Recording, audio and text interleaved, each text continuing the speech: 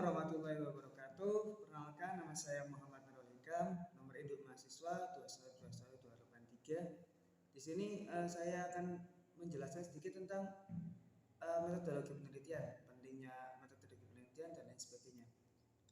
Sebelum kita membahas tentang pentingnya metodologi penelitian, kita harus tahu dulu metodologi penelitian itu apa. Metodologi penelitian, kalau kita bicara metode penelitian itu berasal dari kata metode, logi, dan penelitian. Berarti bisa dimaknai bahwasanya metodologi penelitian adalah ilmu yang membahas tentang metode atau cara atau langkah-langkah dalam melakukan penelitian. Dari namanya sudah jelas bahwasanya metodologi penelitian itu penting kita pelajari. Karena apa? Karena satu, dengan metodologi penelitian kita bisa dikatakan penelitian yang absah atau penelitian yang sah maksud saya, penelitian yang sah dan penelitian itu valid karena sesuai dengan metode-metode atau langkah-langkah yang telah menjadi standar dalam melakukan penelitian. Yang kedua, penting dipelajari karena untuk menghindari bias, untuk menghindari keraguan-raguan dan lain sebagainya. Kemudian metodologi penelitian penting dipelajari karena untuk menghemat waktu dan sumber daya. Ketika kita sudah mempelajari metodologi penelitian, ketika kita ingin melakukan penelitian, otomatis langkah-langkahnya yang akan kita lakukan itu sudah jelas, dari A sampai Z itu sudah jelas. Tidak perlu adanya kebingungan di tengah-tengah langkah karena metodologinya sudah jelas. Dan sumber daya juga tidak akan berlebihan karena kita sudah tahu, jadi kita bisa meringkas mana yang bisa dikerutkan biaya dan mana yang biayanya dibiarkan besar karena langkah-langkah step by stepnya sudah kita pelajari dan kita pahami, sehingga ketika melakukan penelitian maka akan menghemat sumber daya dan waktu. Kemudian ada memudahkan replikasi. Dengan metodologi penelitian kita memudahkan kita untuk replikasi dan memungkinkan pengembangan teori ilmiah yang lebih baik. Dengan metodologi penelitian, ketika kita ingin melakukan penelitian, maka teori yang telah kita pelajari selama ini bisa kita terapkan dalam penelitian melalui metodologi penelitian. Dan ketika melakukan penelitian itu kita akan mendapatkan teori baru. Nah, di situ yang dinamakan pengembangan teori, pengembangan ilmu pengetahuan melalui metodologi penelitian. Dan hal-hal itu masih banyak lagi sebenarnya, tapi saya coba dengan membahas beberapa hal ini. Metodologi penelitian itu sangat penting karena hal-hal yang kemudian ada beberapa jurnal, judul artikel jurnal yang menurut saya menarik untuk dibahas. Menurut saya menarik untuk dipelajari karena jurnal-jurnal ini menjelaskan tentang metodologi penelitian, cocok sebagai rujukan kita sebagai mahasiswa untuk mempelajari metodologi penelitian melalui jurnal-jurnal tersebut. Yang pertama, ada jurnal dari karangan Johnson dan Unwagubisi tahun 2007. Judul jurnalnya adalah The Use of Mixed Method Research in Educational Settings, a Systematic Review, Educational Research Review. Jurnal ini membahas tentang pendekatan campuran dalam penelitian pendidikan. Artikel ini atau jurnal ini memberikan gambaran sistematis tentang studi-studi yang menggunakan pendekatan campuran penelitian pendidikan, termasuk dalam hal tersebut yaitu desain penelitian, metode pengumpulan data, dan analisis data. Artikel ini juga menyajikan manfaat dan tantangan dalam menggunakan pendekatan campuran dalam penelitian pendidikan. Seperti yang kita ketahui, pendekatan itu ada sangat banyak ya. Dan metode dalam penelitian itu ada banyak, ada kualitatif juga ada kuantitatif dan lain sebagainya. Nah, itu kan kita bisa campurkan hal-hal itu sehingga menjadi penelitian yang datanya sangat valid karena diambil dari berbagai sumber dan berbagai macam metode. Nah, jurnal ini cocok sebagai rujukan ketika kita ingin membuat suatu jurnal atau ketika kita ingin memahami metodologi penelitian. Yang kedua, ada jurnal yang berjudul Quantitative Research Methods in Educational Planning, PROPEX. Jurnal ini membahas tentang penggunaan metode kuantitatif. Nah, ini cocok bagi rujukan bagi kalian yang suka menggunakan metodologi yang kuantitatif dalam perencanaan pendidikan. Jurnal ini memperkenalkan teknik-teknik analisis data kuantitatif yang umum digunakan dalam penelitian pendidikan. seperti analisis regresi, analisis faktor, dan analisis jalur. Jurnal ini membahas tentang penerapan teknik-teknik tersebut dalam perencanaan pendidikan. Jurnal tadi dikarang oleh Khwarizmi tahun 2013, jadi masih lumayan baru ya.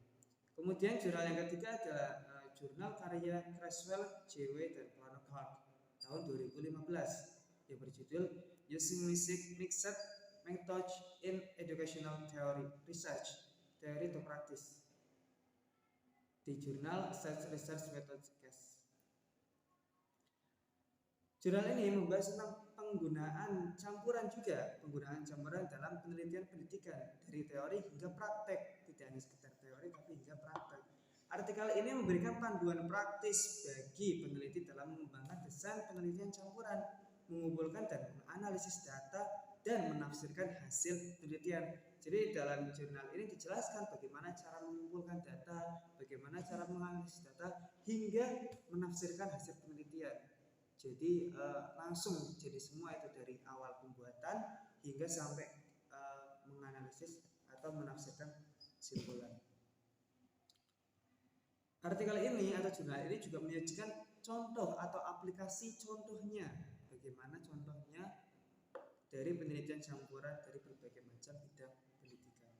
Kemudian yang keempat ada jurnal yang berjudul Developing a Framework for Analyzing Classroom Observation, a Mixed Method Approach, dari International Journal of Research and Methods in Education.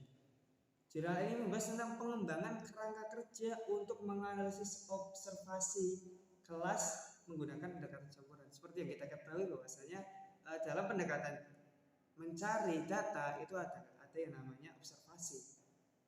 Nah, di sini jurnal ini dijelaskan tentang bagaimana cara membuat kerangka observasi, bagaimana pertanyaan-pertanyaan yang akan kita paparkan pada saat observasi, bagaimana hal-hal apa saja yang perlu kita gunakan ketika kita ingin melakukan observasi. Di sini dijelaskan. Nah, artikel ini juga memperkenalkan metode-metode pengumpulan data secara kualitatif dan secara kuantitatif yang digunakan dalam pengembangan kinerja kerja serta teknik-teknik analisis data. Di jurnal ini juga menjelaskan atau menyajikan hasil penelitian dan implikasi praktis dari pengembangan kerangka kerja tersebut. Jadi artikel ini sangat lengkap, jurnal ini sangat lengkap dari cara membuat hingga menyajikan hasil penelitian dan bagaimana sih implikasinya dari apa yang kita buat ini dan kedepannya itu bagaimana. Kemudian ada jurnal yang terakhir, saya sebutkan 5 saja. Yang terakhir ada Ethnography and Education, Current Database and Future Direction.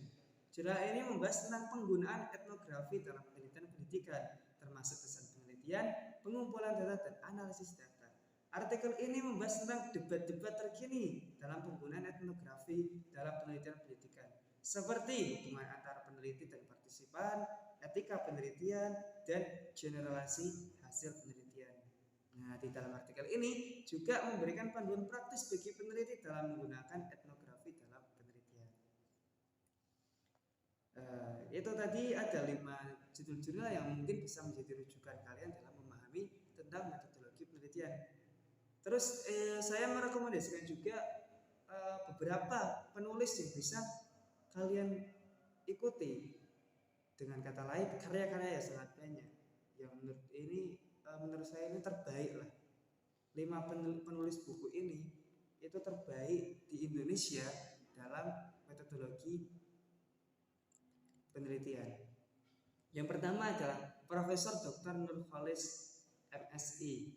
Biasa kalian tuliskan di makalah kalian, Nurcholish itu merupakan seorang ahli metodologi penelitian yang telah menulis beberapa buku, antara lain metodologi penelitian sosial, teori dan praktik, hampir mirip dengan jurnal yang tadi, kemudian penulisan karya ilmiah, dan buku-buku yang dikenal. Buku-buku yang dibuat oleh Bapak Nurcholish ini sangat mudah dipahami, sangat mudah diikuti karena menggunakan pendekatan penelitian penulisan yang mudah dipahami oleh mahasiswa pada umumnya. Kemudian penulis yang kedua yang saya sangat biasa lihat yaitu adalah Profesor Dr. Sugiono. Itu biasa kalian kutip kan, Sugiono mengatakan, itu biasa kita kutip ketika kita membuat makalah.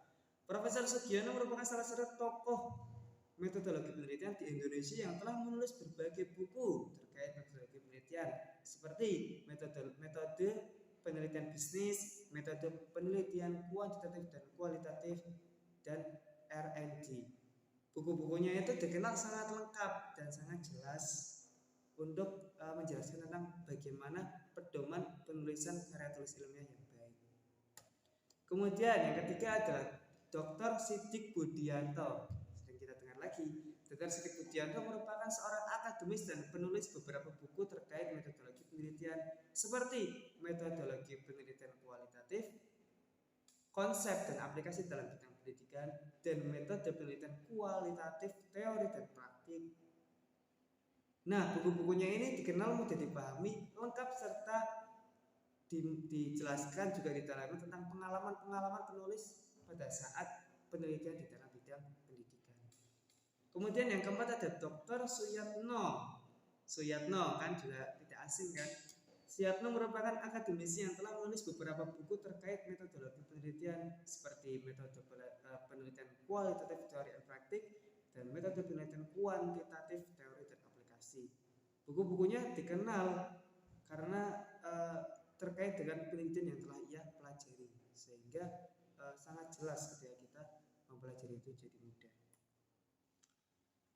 Dan terakhir adalah Profesor Dr. Bambang Sumantri, sama seorang akademisi yang memiliki beberapa karya tentang penulisan-penulisan dan buku.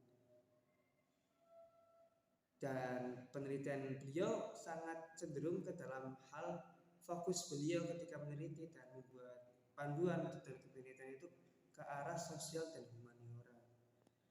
Alasan mengapa penulis-penulis ini saya anggap baik, karena buku-buku mereka memberikan panduan praktis dan mudah dipahami serta relevan bagi mahasiswa dan peneliti di Indonesia. Dan seperti yang kita sadari, mau kita akui atau tidak, buku-buku karya mereka sering kita kutip ketika kita membuat karya ilmiah, ketika kita membuat makalah dan lain sebagainya. Nah, terus ya, selanjutnya metodologi penelitian. Ada beberapa materi yang saya kira perlu untuk dibahas dan ini sudah saya pahami tentunya ya. Materi-materi ini yang selalu ada dalam mata kuliah metodologi penelitian dan penting untuk kita bahas dan penting untuk kita pahami. Yang pertama, sebelumnya adalah metodologi penelitian adalah prosedur yang digunakan untuk memperoleh data dan informasi dalam suatu penelitian. Metodologi penelitian sangat penting dalam menentukan kualitas dan validitas suatu penelitian. Nah, ini materi-materi yang perlu dibahas dalam metodologi penelitian dan sering dibahas dan serta sudah saya pahami. Yang pertama adalah desain penelitian. Desain penelitian adalah rencana yang dibuat untuk memperoleh data yang diperlukan dalam penelitian. Beberapa jenis desain penelitian adalah eksperimen, survei, studi kasus, dan penelitian tindakan. Jadi sebelum kita untuk melakukan penelitian, kita harus memiliki desain. Kita harus memiliki apa saja yang perlu kita lakukan, apa saja hal yang ingin kita lakukan ketika ingin melakukan penelitian. Sudah kita tulis langkah-langkahnya sehingga kita bisa tahu kemana kita ingin meneliti itu.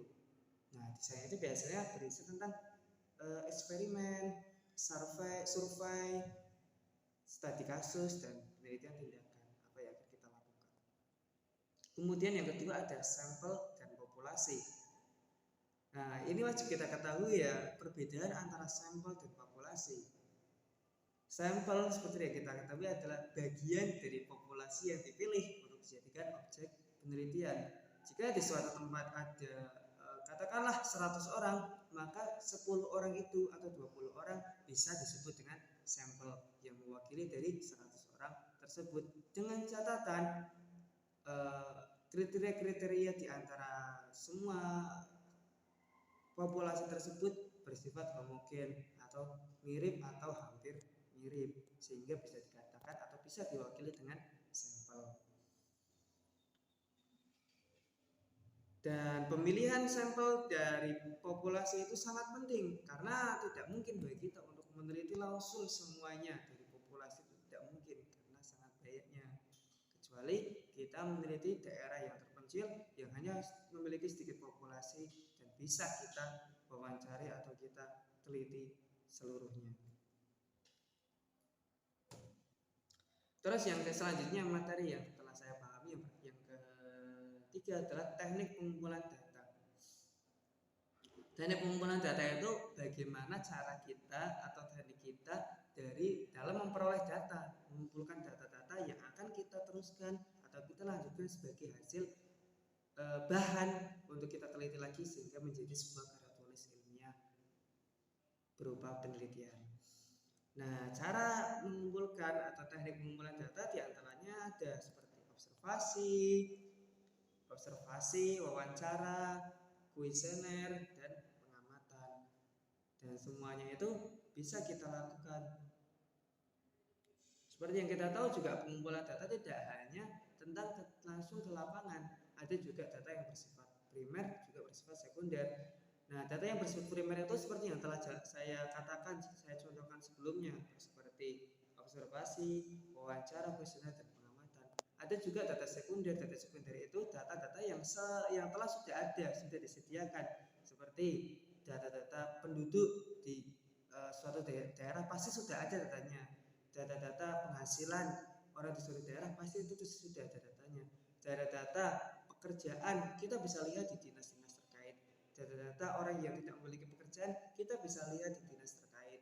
Sudah bisa kita temukan data-data tersebut bersifat sekunder, bisa untuk penguat kita dalam melakukan penelitian penambahan sehingga bisa menjadi data sumber yang valid. Kemudian ada pengolahan dan analisis data. Setelah data terkumpul, otomatis kita harus mengolah data tersebut kan. Data itu bersifat mentah dan bersifat kasar sehingga perlu kita olah, kita analisis untuk mendapatkan hasil yang berwarna. Sehingga ketika kita sudah olah data tersebut, kita analisis melalui metode-metode atau pendekatan-pendekatan yang sesuai dengan metodologi penelitian, maka kita akan menghasilkan suatu data yang bersifat jelas. Pendekatan-pendekatannya atau teknik analisisnya bisa kita menggunakan analisis deskriptif, bisa menggunakan analisis inferensial, dan juga bisa menggunakan analisis kualitatif. Tergantung penelitian kita itu mau ditujukan ke dalam apa, kita ingin penelitian hasil penelitiannya itu seperti apa, maka teknik analisisnya juga berbeda. 2 menit mana? Kemudian ada validitas dan realitas. Validitas adalah ukuran sejauh mana suatu instrumen pengukuran benar-benar mengukur apa yang seharusnya diukur. Nah, kemudian reliabilitas adalah ukuran seberapa konsisten suatu instrumen pengukuran dalam mengukur suatu variabel. Nah, kemudian materi etika penelitian, tidak kalah penting ini. Etika penelitian itu harus kita miliki prinsip-prinsip moral yang harus diikuti oleh para peneliti untuk memastikan bahwa penelitian mereka itu dilakukan secara adil dan tidak merugikan objek penelitian. Seperti contohnya ya kita menghormati subjek penelitian, objek penelitian, kemudian kita menjaga rahasia objek penelitian dan lain sebagainya. Itu merupakan etika atau norma dalam hal penelitian. Setelah penelitian selesai, hasil penelitian harus ditulis dalam bentuk laporan. Laporan penelitian harus jelas, sistematis, dan memiliki struktur yang teratur.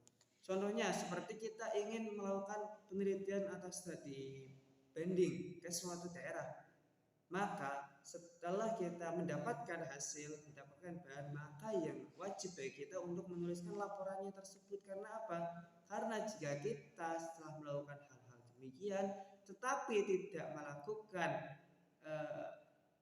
tidak melakukan laporan penelitian, maka hasil dari yang kita dapatkan itu terbatas sampai hanya kepada kita, tidak bisa diwariskan kepada orang-orang setelah kita. Karena apa?